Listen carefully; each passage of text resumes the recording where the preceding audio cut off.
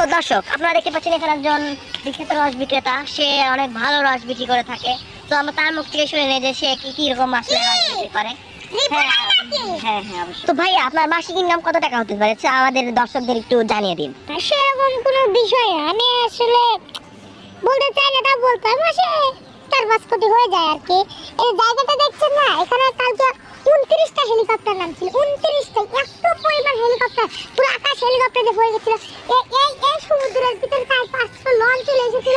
আমি এত পরিমাণে রস তারা কিনে নিয়ে গেছে যে বলার বাইরে। তারপরে তারা যে ইন্ডিয়া থেকে যে রয়্যাল এনফিল্ড বটবটি গাড়ি ওগুলো আসছে, তারপরে ল্যাম্বরগিনি বাম্বরগিনি ওগুলো সব আসে। আচ্ছা তো ভাইয়া, আপনার রসের গুণ কি সেটা আমাদের দর্শকদের একটু বলে দিন। রসের গুণ বলতে যে রস গাছটা দেখতে পাচ্ছেন, এই রসের গুণ